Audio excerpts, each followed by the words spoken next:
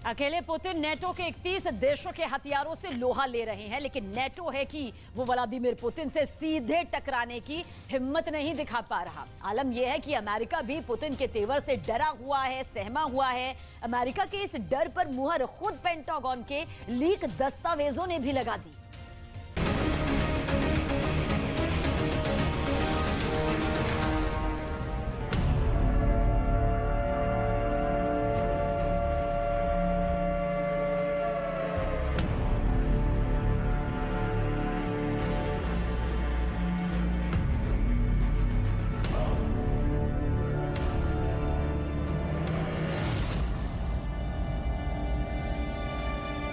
Moscow में बहुत बड़ा हमला होने वाला था। कुछ इसी तरह से क्रेमलिन पर अटैक होने वाला था। कुछ इसी तर्ज पर रेड स्क्वायर पर बमबारी होने वाली थी। प्लान बन चुका था, तारीख तय हो चुकी थी, टारगेट भी फिक्स थे। लेकिन ऐसा क्या हुआ जो ज़ेलेंस्की को इस धमाकेदार प्लान से पीछे हटना पड़ा? रूस और यूक्रेन में युद्ध के 14 महीने बाद ऐसा पर्दाफाश हुआ है जिसने पूरी दुनिया को सन्न कर दिया है।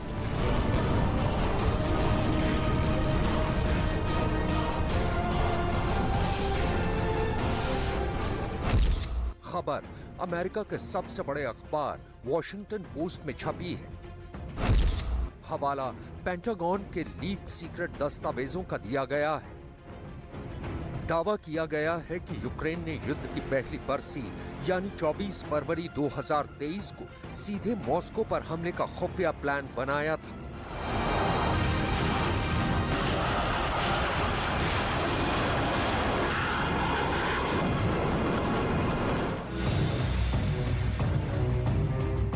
इस प्लान के पीछे किसका दिमाग था, ये जानने से ज्यादा जरूरी है कि ज़ेलेंस्की को इस विस्फोटक कदम से पीछे आखिर क्यों हटना पड़ा।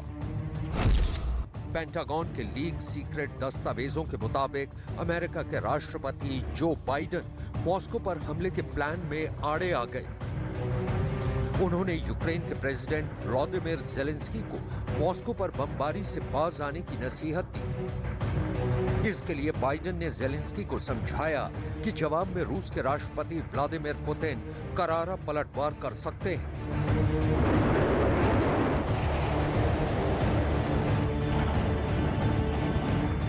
पलटवार ऐसा जो यूक्रेन के वजूद के लिए खतरा बन सकता था। रिपोर्ट के मुताबिक यूक्रेन ने नेटो के हथियारों से मॉस्को पर हमले की योजना बनाई थी। यूक्रेन की सरहद के अंदर रूस के खिलाफ नेटो के हथियारों का इस्तेमाल तो पुतिन ने बर्दाश्त कर लिया, लेकिन अगर नेटो का कोई हथियार रूस की जमीन पर गिरता तो पुतिन सीधे 30 देशों को निशाने पर ले सकते थे।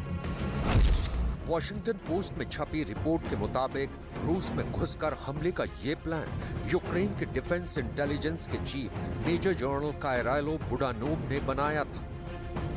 प्लान के मुताबिक यूक्रेन की सेना को 24 फरवरी 2023 को हमले का आदेश दिया गया था। मेजर जनरल बुडानोव ने यूक्रेन के पास मौजूद सभी ताकतवर हथियारों से मॉस्को को नेस्त नाबूद करने का प्लान बनाया था। इस प्लान की भनक लगते ही वॉशिंगटन में हंगामा मच गया। खुद बाइडेन एक्टिव हो गए और ज़ेलेंस्की को ऐसा हरगिज नहीं करने की नसीहत दी।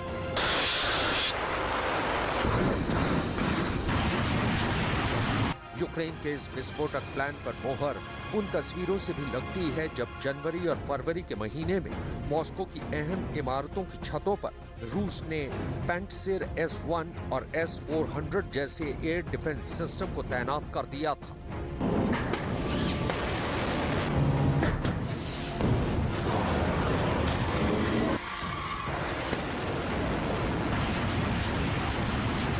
यूक्रेन के पास गिने चुने फाइटर जेट हैं। वो मॉस्को पर हमला कर अपने एक भी लड़ाकू विमान को गंवाने का खतरा मोल नहीं ले पाता। ऐसे में जाहिर है मॉस्को को ड्रोन से निशाना बनाने का इरादा रहा होगा।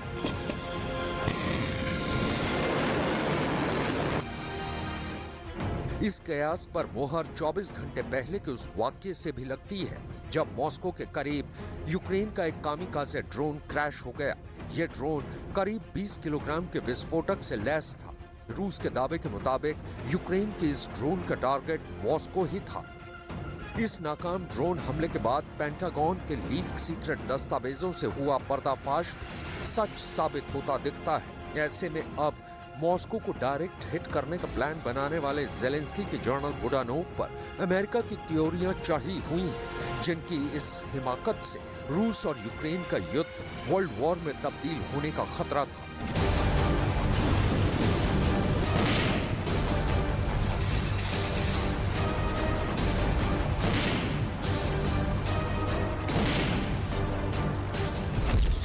ऐसे में अब अमेरिका की खुफिया एजेंसी CIA की जेलेंस्की के इस जर्नल पर पैनी नजर है, क्योंकि वो कभी क्राइमिया को रूस से छीनने के दावे करते हैं तो कभी मॉस्को को मिट्टी में मिलाने का इरादा जताते हैं। यूक्रेन की तरफ से अक्सर रूस में घुसकर हमले की मंशा जाहिर होती रहती है, लेकिन बाइडेन हर बार जेलेंस्की और उनके जर्नलों के ऐसे इरादों पर पानी फेर देते हैं, क्योंकि ऐसा होने पर रूस और अमेरिका में सीधी जंग होने का खतरा है।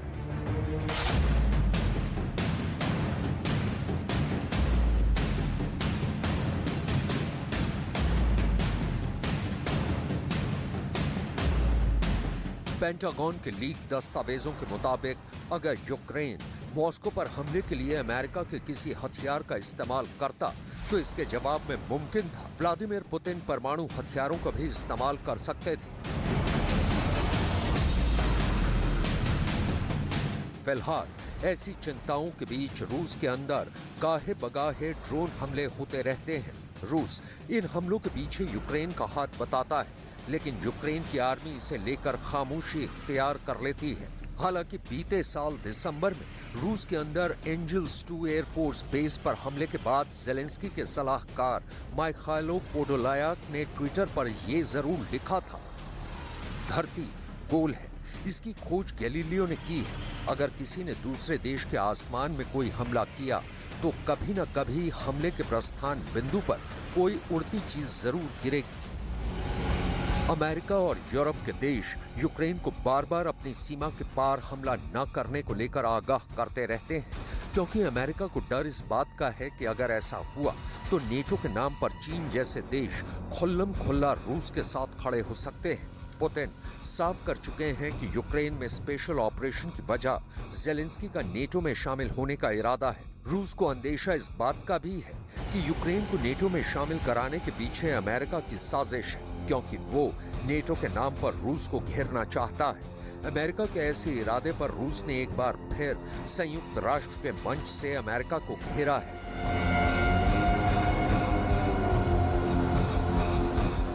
Уважаемые коллеги, мы вновь, как и в годы Холодной войны, подошли к опасной, а может быть еще более опасной черте. Ситуация усугубляется утратой веры в многосторонность, когда финансовая и экономическая агрессия Запада разрушает блага глобализации, когда Вашингтон и его союзники отказываются от дипломатии и требуют выяснения отношений на поле боя. Все это в стенах ООН, созданной для предотвращения ужасов войны. हालांकि अमेरिका और उसके यूरोप के दोस्तों ने रूस पर दुनिया को गुमराह करने का इल्जाम लगाया है। Russia is trying to portray itself as a defender of the UN Charter and multilateralism. Nothing can be further from the truth. It's cynical. We all know that while Russia is destroying, we are building. While they violate, we protect. The UN Charter, the UN General Assembly, the ICJ, the ICC, everywhere you look, Russia is in contempt. ताकतवर रूस से Ukraine की लड़ाई NATO देशों की मदद पर ही टिकी है। इस बीच यूक्रेन को अमेरिका ने patriot air defence missile system जैसा कवच भी दिया है, लेकिन अब यूक्रेन की एयरफोर्स ने इसे रूस के S-300 के मुकाबले कमतर बता दिया है।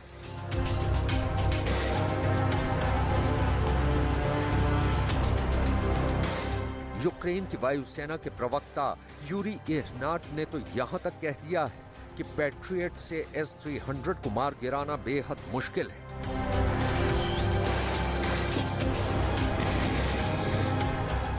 इसी 22 अप्रैल को रूस ने S-300 से यूक्रेन के खार्किव में कहर बरपाया था। ऐसे में अब यूक्रेन के समर्थक पैट्रियट से पलटवार की उम्मीद जता रहे थे, लेकिन खुद यूक्रेन की एयरफोर्स ने ही पैट्रियट से S-300 का शिकार नहीं करने की बात कहकर उन्हें निराश कर दिया है। एक अनुमान के मुताबिक रूस के पास करीब 6,000 से 7,000 S-300 मिसाइलें हैं। ऐसे में पैट्रियट की लिमिटेड मिसाइलों से हजारों S-300 का मुकाबला नामुमकिन जैसा है।